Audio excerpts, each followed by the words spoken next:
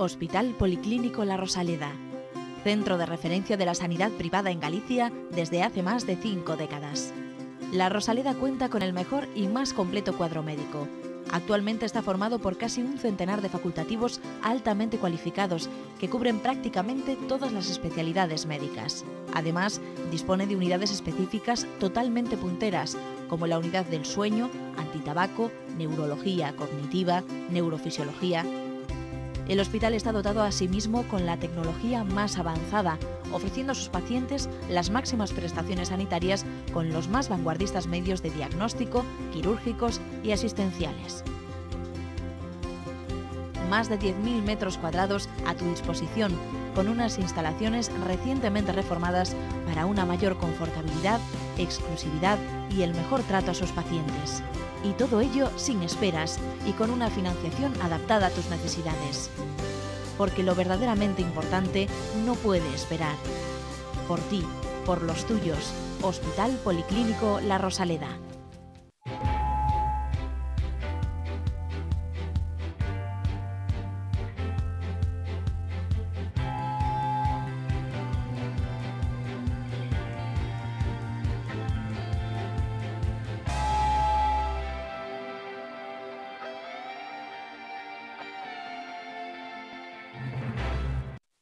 Hola, bienvenidos. Ya estamos aquí otra vez los pesados de Falando de Saúde para darles a todos ustedes un poco la paliza sobre temas que tienen que ver con cómo manejamos este bien tan necesario y tan, bueno, a medida que pasan los años, escaso, que es la salud.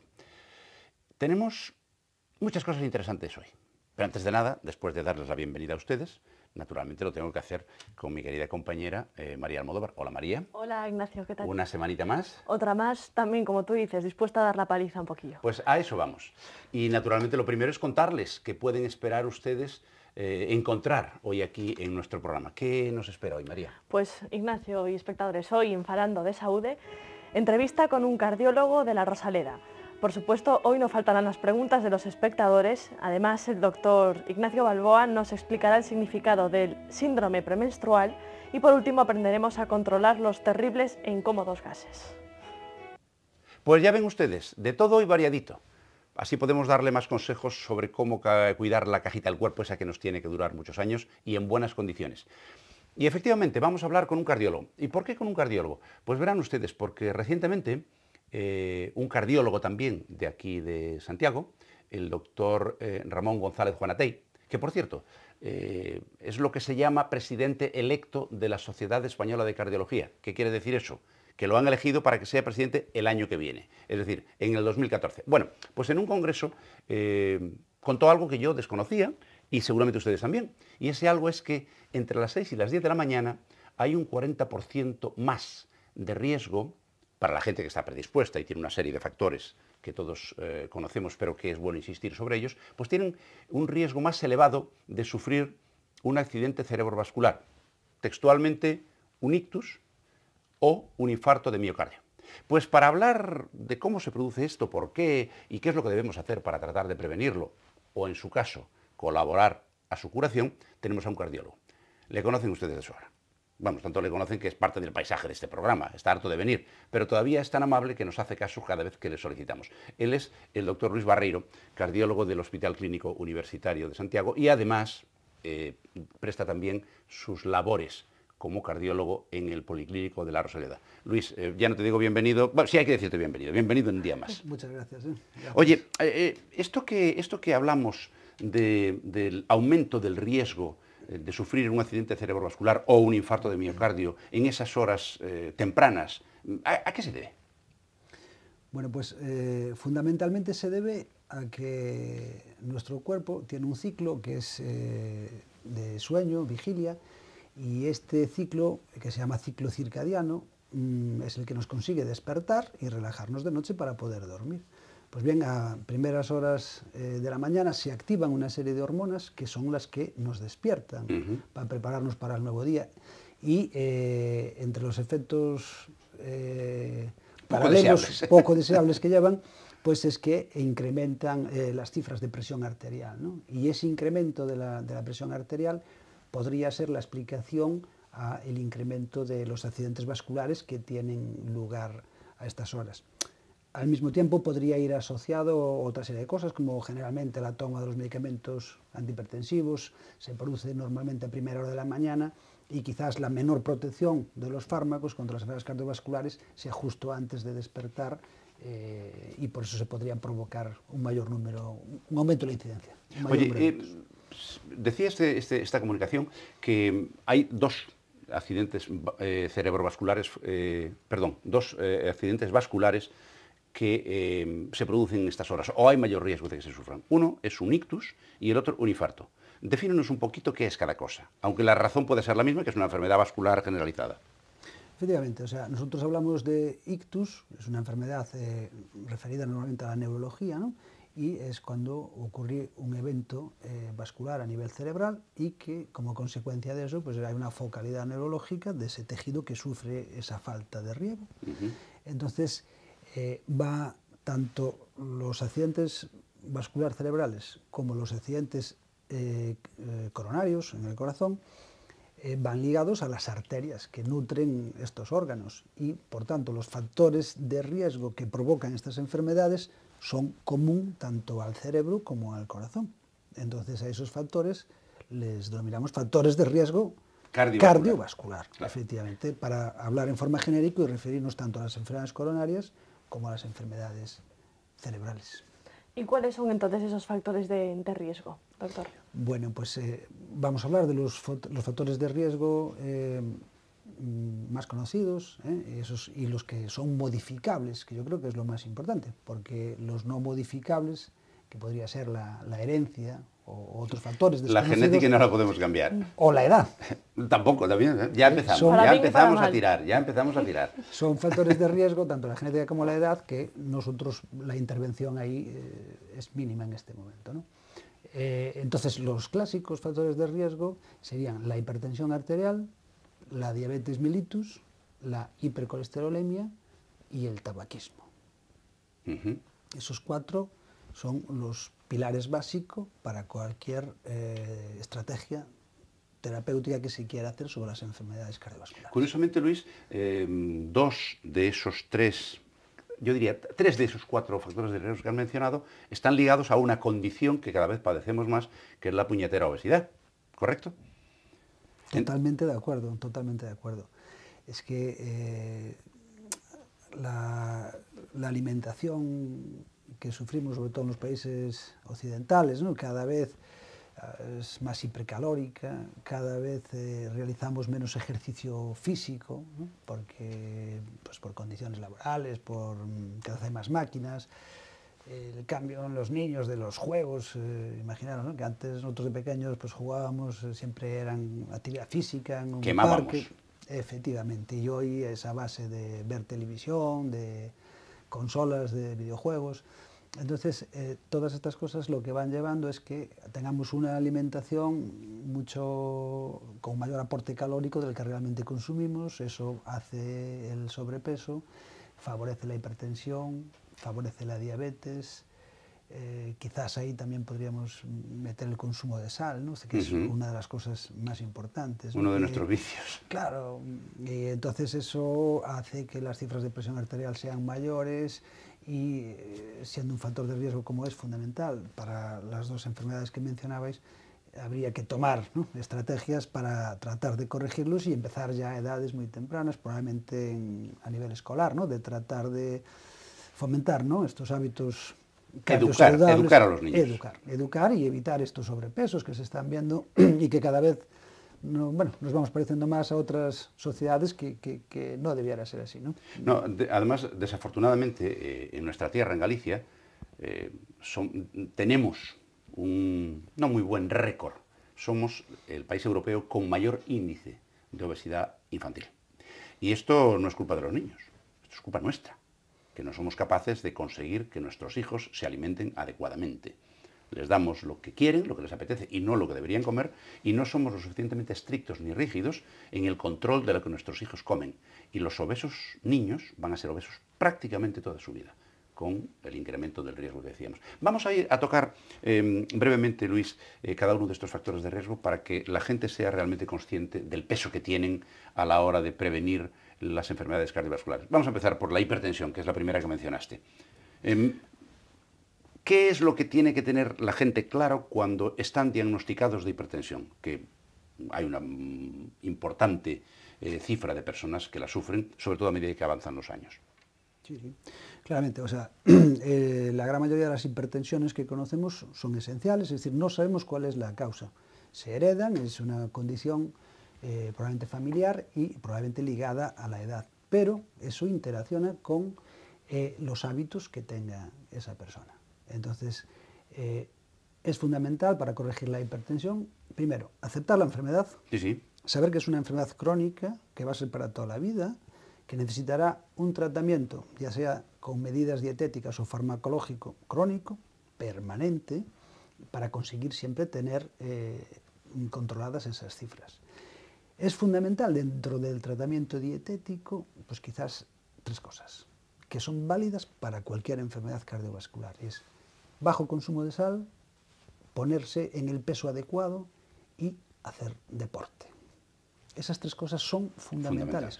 Si las hacemos bien, es posible que, incluso en algunos casos, no se necesite tratamiento farmacológico. Y en otros se puede reducir la dosis del fármaco que el paciente está tomando. Luis, si me permites, me gustaría resaltar eso que acaba de decir el doctor Barreiro. Es decir, hay muchos casos en los cuales, si se sigue esa pauta, se puede eliminar o reducir, pero en muchos casos eliminar, la pastillita. Eso que tampoco le gusta a la gente tomar, ¿verdad? Y la gente no lo sabe. Se cree que, bueno, te ha empezado a dar la pastillita y me tengo que tomar la pastilla para siempre y no hay nada que pueda hacer. Sí hay cosas que se pueden hacer, ¿verdad? Hombre, eso es fundamental, ¿no? Es fundamental. Yo no sé, creo que ya una vez en este programa habíamos comentado, ¿no?, que el gobierno portugués tiene un pan con bajo contenido en sal y que está subvencionado. El kilo del pan hiposódico, que llaman pan da saúde, porque bueno, es saludable, es mucho más barato, un 50% más barato que el pan normal, con el contenido en sal elevado. Y ellos consideran que esa intervención es coste eficaz para el gobierno, claro, porque el dinero que gastan ahí se lo ahorran en los fármacos que tendrían que dar el Sistema Nacional de Salud para controlar esas cifras tensionales. Mira los portugueses como espabilan, ¿eh? Sí que saben, y los tenemos al lado, además. Claro. Doctor, habló de la diabetes como un factor de riesgo, ¿no? La diabetes mellitus. ¿Por qué es un factor de riesgo para sufrir un accidente cardiovascular? Bueno, la diabetes es una enfermedad también muy ligada a la falta de ejercicio, al exceso de peso, a una dieta hipercalórica. Siempre voy a hablar a la diabetes más frecuente, que es la diabetes mellitus tipo 2, la que aparece en la edad adulta y en la que hay una producción de insulina normal con una resistencia a la misma, probablemente en relación a tener un espesor de grasa corporal elevado, ¿no? Esta diabetes es la más frecuente y esta diabetes es por sí misma un factor de riesgo independiente y al mismo tiempo va a ir asociada a una vida sedentaria, exceso de peso, probablemente hipertensión, y es a veces difícil separar el factor de riesgo exclusivo de la diabetes del contexto de esa gente, ¿no? Entonces, la diabetes lo que va a producir es una alteración en los lípidos, suele haber unas HDLs, que son los colesteroles buenos bajos, unos triglicéridos altos, y lo que va a hacer es fomentar lo que se llama la arteriosclerosis, es decir, va a aumentar la obliteración, el cierre de las arterias, con lo cual va a haber menos riego hacia el corazón, hacia el cerebro y hacia las piernas, haciendo lo que es la claudicación intermitente, que es otra manifestación de las enfermedades cardiovasculares. Es decir, aquella gente que al caminar le aparece dolor en las piernas, no pueden seguir caminando, lo que se conoce a veces como la enfermedad de los escaparates, que le obliga a parar, recuperar un poquito el riego y volver a empezar a andar. Hay otro elemento, los que había mencionado el doctor Barreiro inicialmente, la gran mayoría de ellos están relacionados pues, con los hábitos de vida y los hábitos alimentarios, que no suelen ser los adecuados. Comemos como si tuviéramos que ir a sachar todos los días, pero ya nos achamos, ni siquiera vamos, con lo cual acumulamos y nos ponemos como focas con todas esas consecuencias. Pero hay otro elemento que él mencionó y que sí es perfectamente evitable. Estos otros también, pero este es más fácil. No más fácil, pero sí más sencillo, que es el tabaquismo. ¿Qué significa? ¿Qué relación tiene? ¿Qué peso tiene? en las enfermedades cardiovasculares el hábito, ese hábito nefando que es el consumo de tabaco? Pues tiene un peso importantísimo, ¿no? Importantísimo. Y ahora se está viendo que desde los cambios en la legislación vigente, cara a no fumar en sitios públicos, etcétera, hay una incidencia menor en este hábito, y nosotros también estamos viendo que hay una incidencia menor en los síndromes coronarios agudos. No se podría establecer una relación tan exacta en cuanto a esta disminución en la incidencia, pero el tabaco es uno de los hábitos tremendamente más nocivos para las enfermedades cardiovasculares en general. Normalmente, las personas o la población que tiene un hábito tabaco suele tener otros factores de riesgo asociados, como vida sedentaria, sobrepeso. Es decir, normalmente la persona que fuma no va a hacer deporte, precisamente porque, sí, porque se ahoga. Al final es un sumatorio de varios factores. Claro. Pero yo creo que es fundamental, y ahí el Estado tiene la obligación de educar y prohibir el mínimo atisbo para conseguir que se reduzca esta incidencia en la población, sobre todo ahora en la gente joven, que es quizás la que tiene una mayor vulnerabilidad a empezar con este vicio, ¿no? ¿Sufrimos más los fumadores pasivos, digamos, este problema, o da igual? Hombre, yo creo que como fumador, o sea, al ser un fumador pasivo, yo creo que es un problema también de ética, ¿no? Es decir, yo creo que realmente una persona que decide no fumar no tiene ninguna obligación de aumentar la incidencia de tener un cáncer de pulmón o una enfermedad cardiovascular por soportar que otra persona sí fume. Esto no es ser talibán, pero yo creo que realmente es así de claro. Debe ser de las pocas cosas en que uno va a sufrir por culpa del vicio del otro. Es decir, si usted se toma un vaso de vino, lo toma usted, no lo tomo yo. Y sin embargo, si usted fuma, me hace fumar a mí. Yo creo que está claro. Es decir, ahí no hay ninguna discusión. Pero ¿sabe qué contestan a eso los fumadores, los activos? Que a lo mejor pues no les gusta el perfume que están percibiendo de la otra persona. Entonces... Sí, pero el perfume no mata y el tabaco sí. Nadie demostró que el perfume matase. Esto es. Bueno, Luis, en el libro El película del perfume, bueno, ahí... ya. Pero bueno, es otra cosa. Ese era el perfumista. Sí. Era otro que mataba. Luis, unas palabritas muy breves sobre el tema del colesterol, que como tú decías antes, es otro de los factores de riesgo. No el colesterol en sí mismo. Será bueno que el cardiólogo nos confirme que efectivamente el colesterol, el no tenerlo, es peor que tenerlo. Lo que no hay que tener es en demasía, y además hay dos tipos. Cuéntanos algo de eso, Luis. Bueno, pues de los 4 factores clásicos que habíamos mencionado, ¿no?, como factores de riesgo en la cardiopatía isquémica, el colesterol es otro de los pilares fundamentales.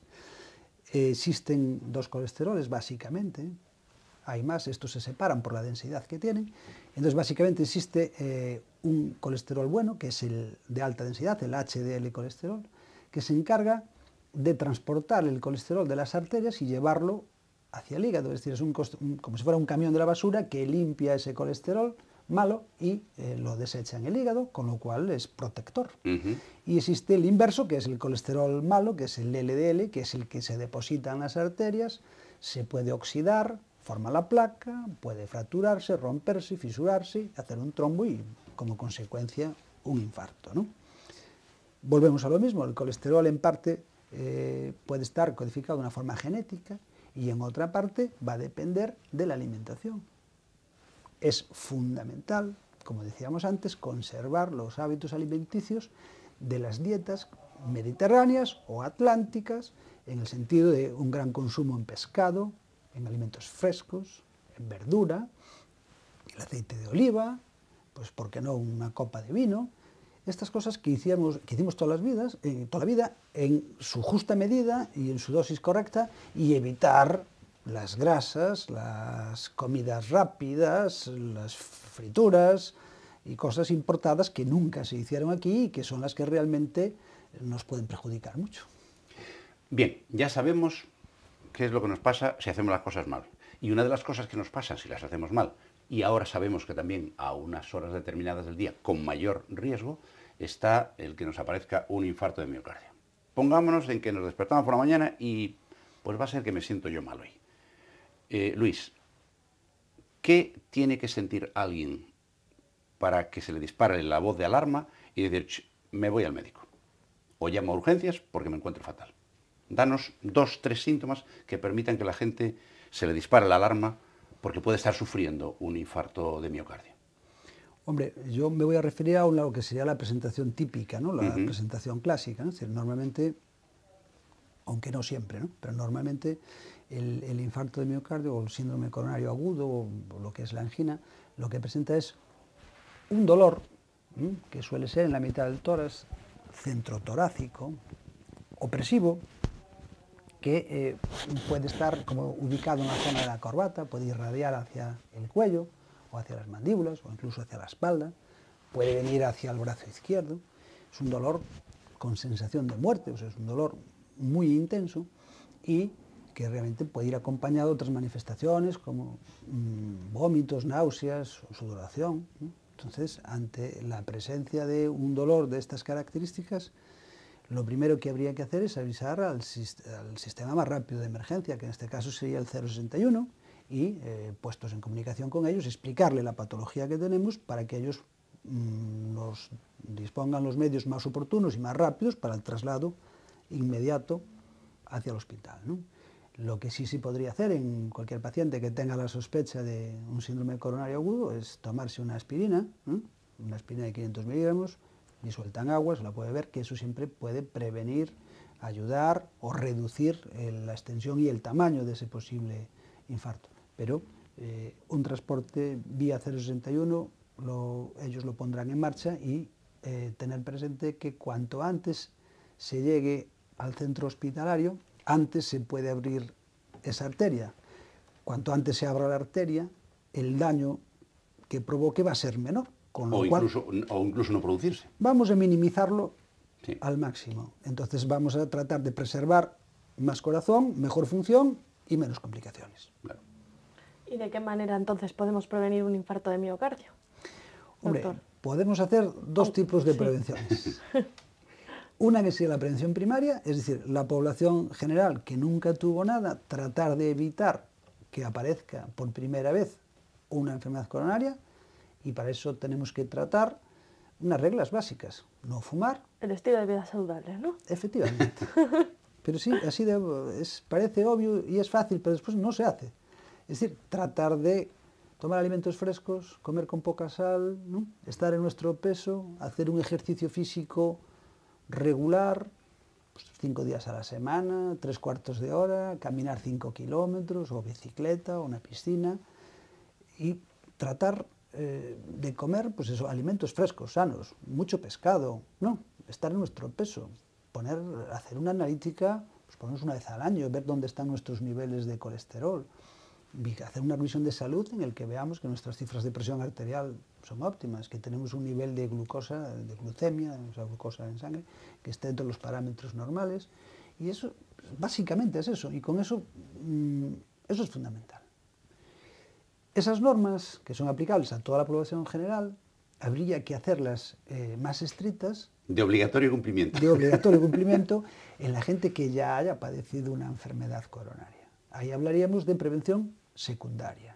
Entonces esa gente, esas personas van a tener que tener las cifras de colesterol más bajas que en la población normal. La tensión por debajo. Hay que tener muy claro qué cifras de presión arterial tienen, hay que tener muy claro el control de la glucemia y la glicosilada y, por supuesto, evitar a toda costa el tabaco.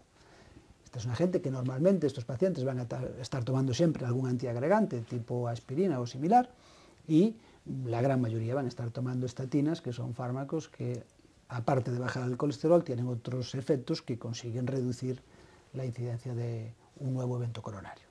Luis, has mencionado antes, y creo que es importante recalcarlo, que la práctica del deporte es fundamental. Naturalmente estamos hablando de un deporte ajustado a la edad, sexo y condición del sujeto. Porque claro, hay mucha gente que, bueno, pues por la razón que fuere, en su vida han practicado deporte, ahora le dicen, no, si quieres prevenirte tienes que hacer deporte. Y se ponen a hacer deporte como locos y aparece incluso eso que se llama ahora vigorexia, que es una adicción al ejercicio que va más allá de lo razonable. Pero supongamos el caso de un varón o una dama, las damas tienen menos incidencia según tengo entendido, pero varón o dama, me da igual, de edad media que de repente decide que va a hacer un deporte con regularidad. ¿Es conveniente que pase antes por el cardiólogo para tener una idea aproximada de su riesgo cardiovascular?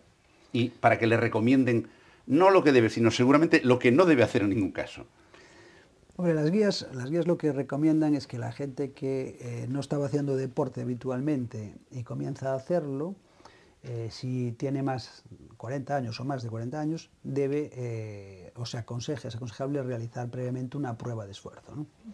Esa prueba de esfuerzo, existen varias formas de realizarla. Una de las más clásicas es correr en un tapiz a distintas velocidades y llegar hasta una frecuencia cardíaca determinada, ver cómo se comporta la presión arterial y ver que el riego del corazón, o sea que no existe ningún signo de isquemia, ¿no? Entonces, es como una prueba para decirle, oiga, usted puede empezar a hacer ejercicio con tranquilidad y debe llegar hasta esta frecuencia cardíaca, no sobrepasarla, como un coche. No te pases de vueltas. Efectivamente, ¿no?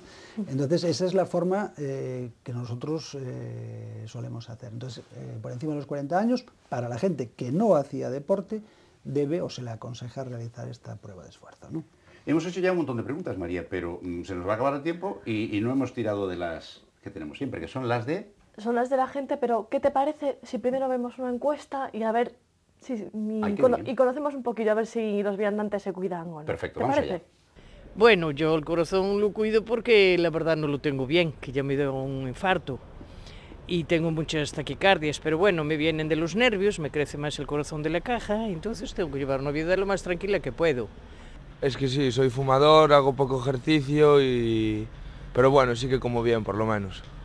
Pues yo lo que hago es intentar salir a correr las veces que pueda y de acuerdo con las clases, con la universidad, compaginarlo, intentar sobre todo eso, salir a correr. Y sobre todo porque, bueno, o sea, dentro del ámbito familiar, pues mi madre sobre todo, que es la que está más en la cocina, así que intentamos hacer comida saludable. Bueno, pues comiendo sano, ¿no? Digo yo. Vamos al gimnasio. Vamos al gimnasio. Sí, o caminar, nada más. Yo hago deporte, hago mucho deporte, juego al fútbol y luego salgo a correr casi todos los días. La alimentación, bueno, yo es que como mucho, pero aparento que no como, entonces, alimentación buena. Bueno, a ver, procuro hacer una dieta dentro de lo posible más equilibrada, aunque no sea mucho, la verdad, siempre excedes en alguna vez. Y después ejercicio físico, bueno, andar. Pero también el estrés puede influir. Y eso siempre lo hay, ¿no? Parece que sí. En la vida que llevamos ahora mismo, corre para aquí, corre para allá, el trabajo. Yo por fumar y beber no tengo ningún problema. El estrés, sí. El estrés de la vida que se lleva hoy en día, sí. Y más ahora con el trabajo, que si hay, que si no hay. Estás en tensión, siempre, aunque trabajes, nunca tienes nada definido. Pero sí, sí, ahora mismo es complicado.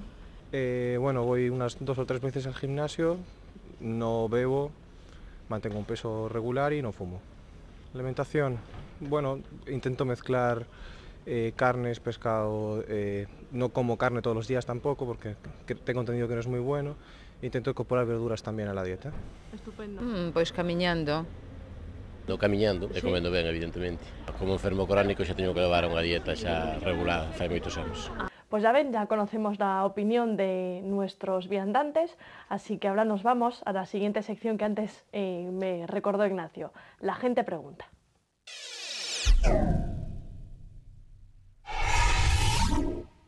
Como saben, pueden enviarnos sus dudas, todas sus preguntas dirigidas, como siempre, a nuestro invitado, mandando un correo electrónico a falandodesaude@correotv.es o pueden seguirnos, si lo prefieren, a través de las redes sociales. Ahí pueden interactuar en directo con nosotros. Doctor, empezamos. Son 2 preguntitas, son muy breves.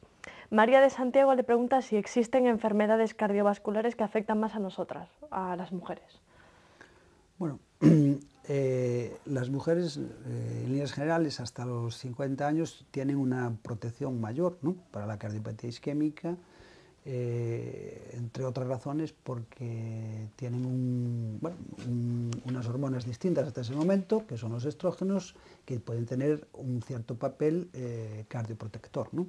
A partir de ese momento, ¿no?, cuando entran en lo que es la menopausia, se parecen más su incidencia en cardiopatía isquémica se parece mucho más a la del varón. Entonces podemos decir que tienen, en cuanto a la cardiopatía isquémica, que tienen la misma incidencia, pero más tardía, ¿no? Más Podríamos tardía, decir bueno. así. No nos va a tocar siempre todo, ¿no? Digo yo. Luego Carmen de Miradoiro pregunta si, bueno, a ver si esto es un mito o no. ¿Es verdad que las fresas y los arándanos protegen nuestro corazón? Bueno, yo no me atrevería a decir que sí. Es decir, bueno, vamos a ver, hay muchos mitos contra las enfermedades cardiovasculares. Unos son más ciertos, con mayor base científica, otros con menor base. Es decir, pues, que si los ajos, ¿no? Que si esto, que si aquello. Lo que sí está claro es que hay un tipo determinado de dieta que sí protege. Y esa dieta es la que mencionamos antes, que es esa dieta atlántica, aquí en Galicia, de mucho pescado, mucha verdura, mucho alimento fresco, eso sí es. Después, hombre, pues los frutos secos, el pescado con el omega 3, el vino tinto, el chocolate. Bueno, en pequeñas dosis pueden tener algún efecto estabilizante, antioxidante, pero yo creo que no podemos basar ninguna recomendación en algo así casi mágico, ¿no? Como si tomar una cosa de estas nos protege así, después pudiéramos tomar un cocido ahí, claro, que yo creo que no nos vale. Claro, digamos que sea una dieta equilibrada y no ahora salir a la frutería y atiborrarnos de fresas, efectivamente, ¿no? Efectivamente, totalmente de acuerdo en eso. Pues yo creo que les ha quedado bastante claro. Bueno, podríamos hablar de esto durante muchísimo tiempo, pero tendremos más oportunidades. María, ¿dónde vamos ahora? Pues yo creo que es la sección casi, si me apuras, favorita de los espectadores. ¿Por qué? Porque les encanta que te pongan apuros, aunque no lo consigan nunca, pero bueno, tu examen.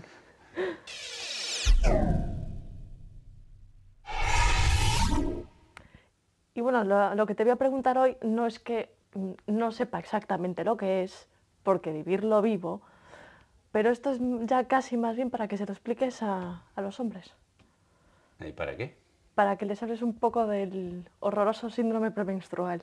Ahí va. Síndrome premenstrual. Bueno, hay veces que sí, lo intenta y lo va a conseguir ponerme en apuros. Porque el síndrome premenstrual, la palabra síndrome en medicina tiene un significado, significa conjunto de síntomas. Es decir, son una serie de situaciones que la gente padece y que cuando se repiten y están asociadas a algo se llama síndrome. Bueno, pues efectivamente existe el síndrome de tensión premenstrual, que lo sufren un porcentaje muy alto de mujeres. Se dice que hasta el 90% de las mujeres llegan a sufrirlo de una u otra manera, con más o menos intensidad, con mayor o menor capacidad de dejarlas hechas un trapo, incluso que desde el punto de vista laboral no puedan acudir a trabajar, y que se debe básicamente a que se produce, por el ciclo menstrual de la mujer, un trastorno en los niveles hormonales. Primero hay una variación, y segundo, si esa variación no es adecuada, pues se producen una serie de síntomas que pueden llegar a ser realmente invalidantes. No graves, pero sí invalidantes. ¿Y cómo se define el síndrome premenstrual? Pues básicamente por 2 o 3 parámetros. El primero, que estas molestias, que ahora mencionaré, y que todas las mujeres que lo han padecido lo saben de sobra, aparecen en la segunda mitad del ciclo, es decir, después de que se produce la ovulación. Puede ser 10 días antes de la menstruación, 5 días, y que desaparecen pues unas horas o unos días después de haberse producido la menstruación, porque el ciclo hormonal vuelve a cambiar. Pero para que sea considerado síndrome premenstrual, tiene que ocurrir así, o de forma parecida, pero por lo menos durante 3 meses consecutivos, para que sea definido. Y naturalmente, aunque esto depende mucho de la intensidad con que se produzca,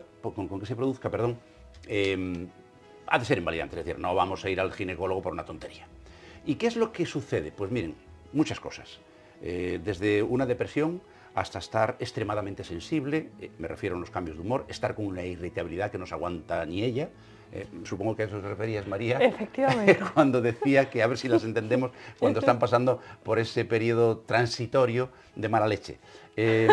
Bueno, de hecho, tanto en las depresiones como en las agresiones, en la historia de la criminalidad mundial se ha establecido una relación clínica entre el estado emocional de la mujer cuando agrede o se deprime y que tiene que ver con ese síndrome de tensión premenstrual. Eso no quiere decir que cada vez que lo sufran vayan a matar a alguien o se vayan a suicidar, ni mucho menos. Yo de momento no lo hice, cuidado, que conste. Pero luego también hay síntomas físicos. Puede sentir náuseas, vómitos, hay una sensación de plenitud, porque se retienen líquidos en muchos casos, hay edemas, es decir, se le hinchan las piernas, tienen las manos hinchadas, a veces los párpados, tienen una hipersensibilidad en muchos casos de los pezones que le puede llegar a provocar hasta molestia el propio contacto con la ropa, es decir, una serie de cosas que hacen que la mujer esté incómoda. Puede haber dolor importante incluso, y bueno, pues hay que vivir con ello, no queda más remedio. Eso sí, no quiere decir que esto sea normal. Lo que hay que hacer inmediatamente cuando se cumplen esos dos requisitos, que dura esos días y que lo hace de manera continuada en el tiempo, entonces hay que ir al ginecólogo porque hay tratamiento. Y el tratamiento consiste en tratar los síntomas. Pues se puede utilizar un montón de cosas. Desde cuando te duele mucho la cabeza, pues de tomarte una aspirina, por ejemplo, o un ibuprofeno, hasta que tengan que darte hormonas porque los niveles de las tuyas de manera natural están alterados. Síndrome de tensión premenstrual. Hay que vivir con ello. ¿Qué remedio queda? Y nosotros lo entendemos también. Bien, eso me parece mejor todavía. ¿Y ahora qué nos toca? Pues ahora nos vamos, si quieres, a la Rosaleda y vamos a aprender cositas en un reportaje. Vamos allá.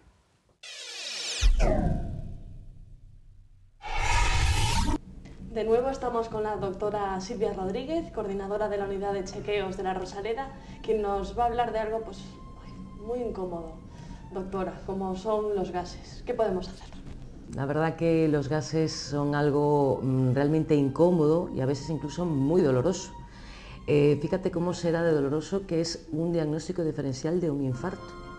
En muchos casos, en los servicios de urgencias, hay personas que llegan con un dolor torácico y después de hacer las pruebas sabemos o llegamos a la conclusión de que son gases. Bueno, los gases se suele llamar en forma general flatulencias.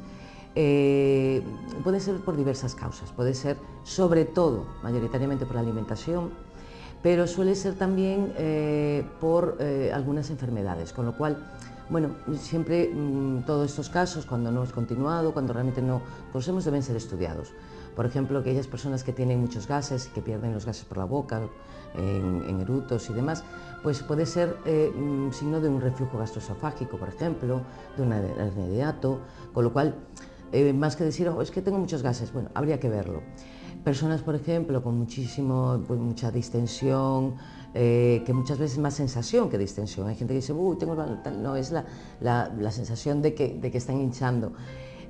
Bueno, pues muchas veces esto es secundario a un colon irritable, a enfermedades que de alguna manera, bueno, son crónicas, tienen tal, pero bueno, que tienen realmente algún tratamiento. Entonces, importante, sobre todo volvemos a lo de siempre, la dieta. La dieta es fundamental, sobre todo porque, bueno, todos sabemos que hay alimentos que producen muchos gases, el brócoli, las coles, los granos en general, pero el pepino, por ejemplo, que mucha gente no lo sabe, la cebolla también produce muchos gases. Pero fíjate, yo voy a incidir ahora en algo que la gente no sabe y que es mucho más importante y que incluso produce otro tipo de molestias, la leche. La leche es uno de los productos que más gases produce, sobre todo porque hay muchísima gente que no sabe que es intolerante a la leche. Y uno de los síntomas que da esta intolerancia es esos tan temidos gases.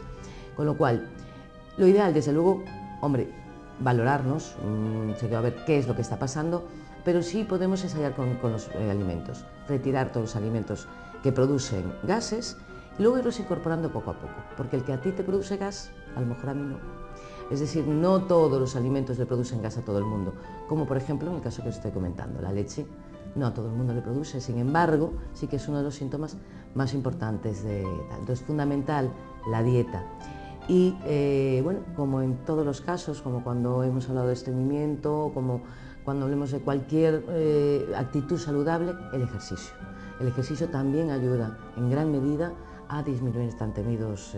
Y luego hay medicamentos, es decir, si vemos que con las medidas dietéticas, que con tal, bueno, pues recurramos al médico y él nos indicará, porque bueno, hay una batería, algunos pues no hacen mucho, pero bueno, podemos ir probando y hay una batería de medicamentos que pueden ayudarnos a tener una mejor calidad de vida. Bueno, pues ya han visto ustedes lo que podemos hacer para tratar de controlar eso que resulta tan molesto y a veces te hace pasar apuros, que son los gases. Bueno, pues se nos acabó el tiempo. se nos acabó el tiempo y antes de irnos hay que despedirse, naturalmente. Nuestro invitado, en primer lugar, el doctor Luis Barreiro, muchísimas gracias una vez más por tu paciencia y por acompañarnos. Gracias a vosotros. Un y placer. María, una vez más, hasta la semana que viene, si Dios quiere, gracias por tu ayuda, a pesar de que intentes por todos los medios ponerme en apuros, y hoy casi lo consigues. Es el síndrome premenstrual. Ya. No. Y a ustedes, lo de siempre, muchísimas gracias por acompañarnos, gracias por su lealtad, gracias por estar ahí una semana tras otra, y van 6 años ya, qué barbaridad. Yo cuando empecé a hacer este programa les aseguro que tenía el pelo menos blanco. Pero bueno, tampoco es una desgracia, ¿qué le vamos a hacer? Me pasa como la tensión premenstrual de las mujeres, tengo que vivir con ello. Te queda bien igual. Vale, muchas gracias, yo también te quiero, María. Así que muchísimas gracias por acompañarnos, hasta la próxima semana, si ustedes lo consideran oportuno y lo tienen a bien, que aquí estaremos en Falando de Saúde. Y hasta entonces, el mejor de mis deseos, salud y suerte.